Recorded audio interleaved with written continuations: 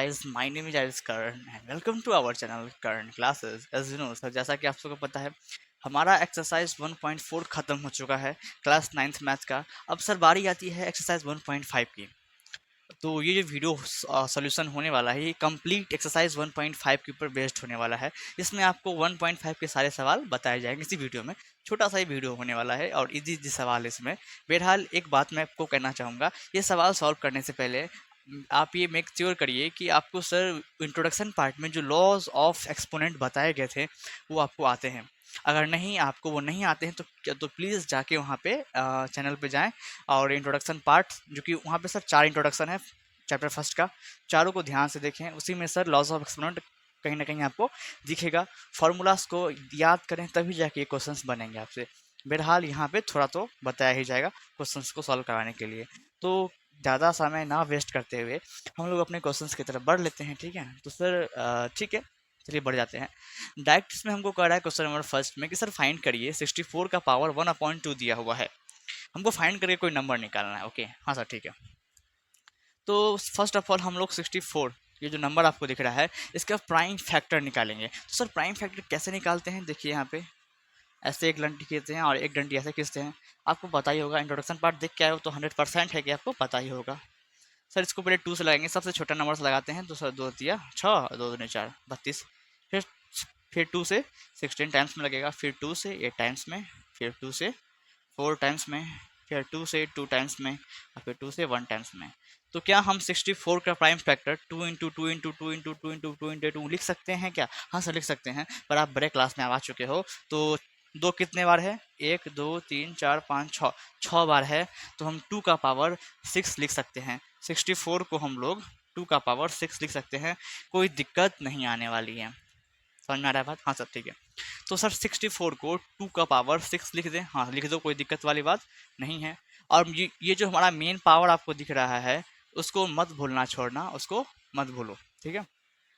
आपने introduction part में एक फार्मूला पढ़ा है या एक लॉज ऑफ एक्सपोनेंट पढ़ा। सर क्या है वो कि सर a का पावर x है और ये पूरा का पावर b है, तो a का पावर x b हो जाता है। ऐसा पढ़ा है। या तो मैं कहूँ b को हटा के y ले लो, अरे कोई भी सा वेरिएबल ले लो, बात बरोबर है, ठीक है। कि a का पावर x है और पूरा का पावर y है, तो a का पावर ये जो हमारा दोनों पावर है वो आपस में मल्टीप्लाई हो जाता है। तो सेम प्रोसेस यहाँ पे फॉलो करने वाले हैं। सर 2 का पावर 6 है और होल पावर 1/2 है, तो 6 इंटू 1/2 हो जाएगा। काटने वाला होगा तो काट देंगे सर, 2 से काट देंगे 3 मरतबे, ठीक से। तो 2 का पावर यहाँ पे क्या बच गया सर? 3 बच गया, तो लिख देंगे। अब आप बताइए 2 का पावर 3 कितना होता है? 2 का पावर 3 का मतलब होता है सर 2 इंटू 2 इंटू 2। हमें पता है सर, ऐसे लिखने की जरूरत नहीं है आपको, ठीक है, अच्छी बात है। डायरेक्ट आंसर बताइए, 2 दूनी 4, 4 दूनी 8, डायरेक्ट आंसर हमारा हो जाएगा। आई थिंक बातें आपको समझ में आ रही है धीरे धीरे, हाँ ठीक है। यही फार्मूला का यूज इसमें भी होगा, ठीक है सर ठीक है। सर बार बार आप लॉस को फार्मूला बोल रहे हो, अब क्या करें, हैबिट सा हो गया है, जो समझो तुम। सर यहाँ भी सेम करेंगे, 32 का प्राइम फैक्टर करने वाले हैं, ठीक है। तो करेंगे 2 से 16, 2 से 8, 2 से 4, 2 से 2, हाँ 2 से 1।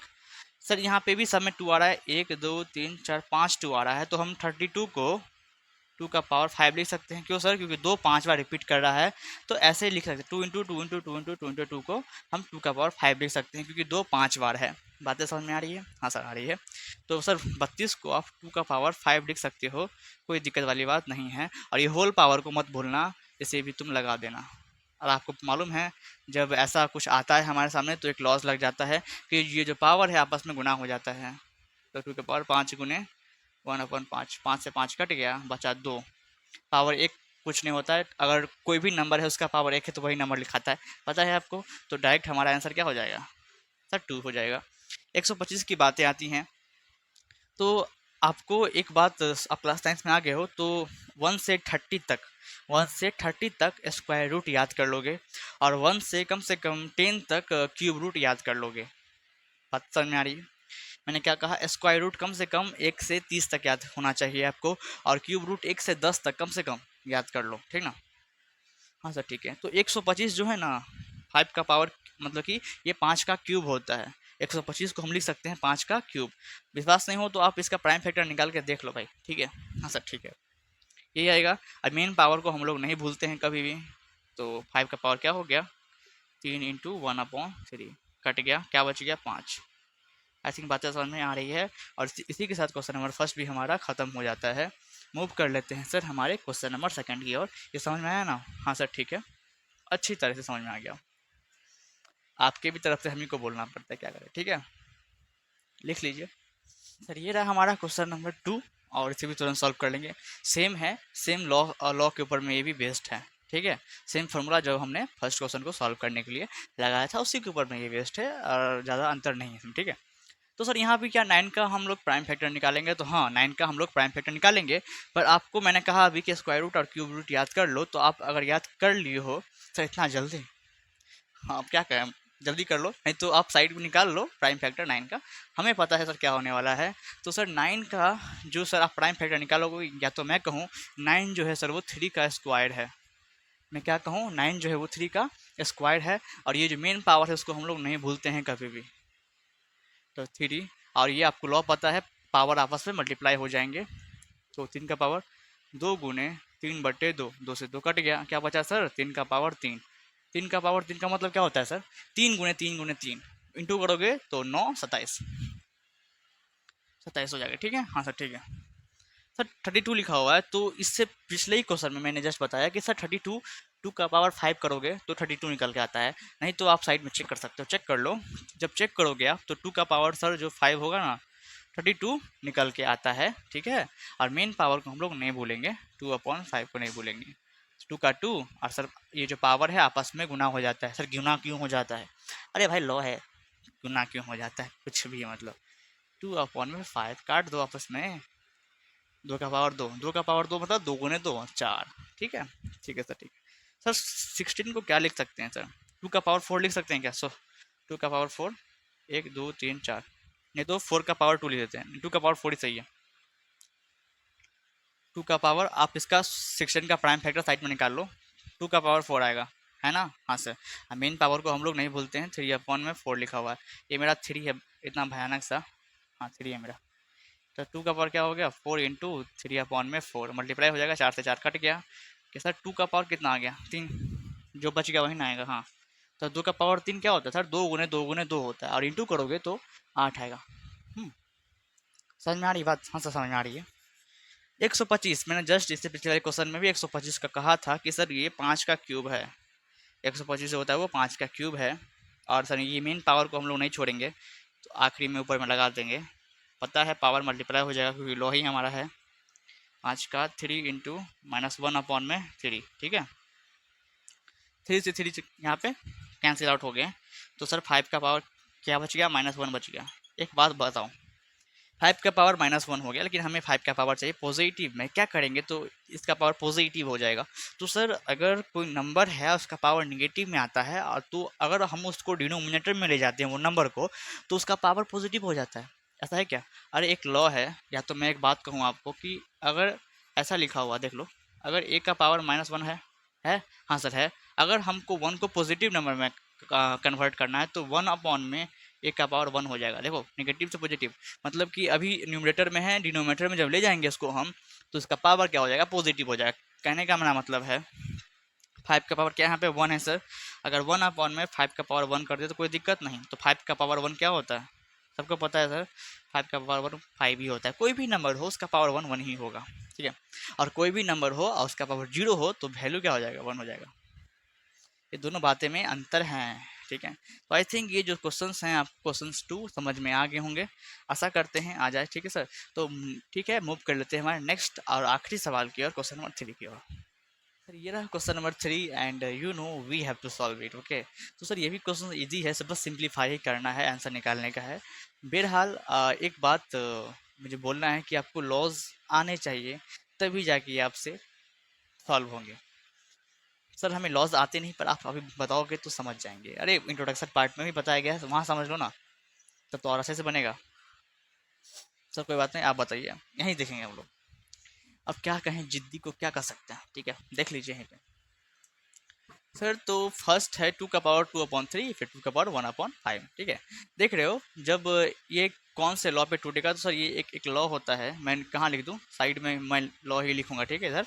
साइड में मैं सबका लॉ लिखूंगा, ठीक है, जो जो यूज होगा सारे का सारा मैं साइड में आपको नोट करवाते हुए चलूंगा, ठीक है।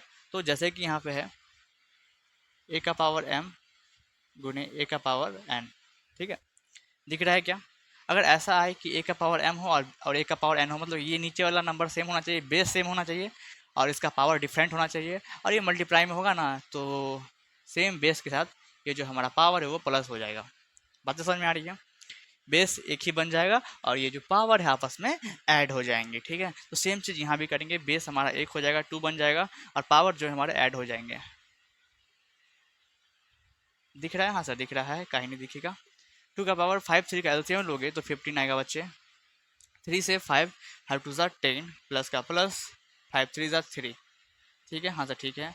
तो 2 का पावर क्या आ जाएगा? 10 3 13 बट्टे 15। सर ये हमारा आंसर हो गया और कुछ नहीं, इतना ही करना था।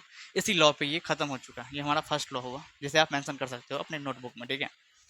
This is our second. Sir इसमें क्या कर रहा है? इसमें मैंने आपको जस्ट थोड़ा देर पहले ही बताया था, अगर ऐसा लिखा हो कि ए का पावर -1 लिखा है या तो कुछ भी नंबर हो सकता है, ए का पावर 2 ही हो जाएगा। अगर ये पावर को हमको पॉजिटिव में लाना है तो हम 1 में ए का पावर 2 लिख सकते हैं, ठीक है। या ऐसा कुछ दिया है तो उसको ऊपर ले जाएंगे, इस डिनोमिनेटर को अगर हम ऊपर ले जाएंगे तो उसका पावर निगेटिव बन जाएगा। ये बात ध्यान में रखना। यह भी सेम करने वाले हैं। अभी नीचे में नंबर लिखा हुआ है, हम चाहते हैं इसको ऊपर में ले जाएं, लेकिन ऊपर में ले तो जाएंगे पर इसका जो पावर है 3 वो निगेटिव बन जाएगा। तो ये सर क्या लिखा जाएगा? 3 का पावर सर -3 लिखा जाएगा और ये चेंज होकर ऐसा कुछ हो गया। और मेन पावर 7 है, हम इसको नहीं भूलेंगे, ठीक है। हाँ सर ठीक है। और फिर से वही आ गया, ए का पावर n गुने m, ये अलग ए का पावर n फिर m, आपस में इंटू हो जाता है ए का पावर एन एम, ऐसे है ना। मैंने जस्ट अभी थोड़ा देर पहले इसी के ऊपर में तो पूरा चर्चा किया है, ठीक है। एम है ये, ठीक है। तो सर पावर यहाँ पे मल्टीप्लाई हो जाएंगे, तो 3 का पावर -3 इंटू 7, 3 का पावर -21, यही हमारे आंसर हो गए सर। हाँ ठीक है। अब सर बारी आती है क्वेश्चन नंबर 3 की। तो देखो क्वेश्चन नंबर 3 के लिए एक अलग लॉ है सर। वो लॉ क्या है? अगर आपको ऐसा दिया रहे ए का पावर m डिवाइड ए का पावर n, ऐसा है, देख लो बेस सेम है, दोनों का बेस सेम है, डिवाइड में है और इसका पावर अलग अलग है। मैंने क्या कहा? बेस सेम है, डिवाइड में है और पावर अलग अलग है। सर क्या होता है? तो हमारा बेस 2 के जगह 1 ही लिखाता है और जो हमारा पावर है वो माइनस हो जाता है। ये मल्टीप्लाई के केस में ऐड हो रहा था और ये डिवाइड के केस में माइनस हो रहा है, बस इतने ही का फ़र्क है। यहाँ भी डिवाइड में ही लिखा हुआ है, दिख रहा है, बस बट्टे लगा दिया हुआ है। यहाँ पे मैंने डिवाइड लगा दिया है, या तो मैं ऐसे लिखूँ या तो इसको मैं बाई दे के ए का पावर n लिख दूँ, बात बरोबर है, ठीक है। हाँ सर ठीक है।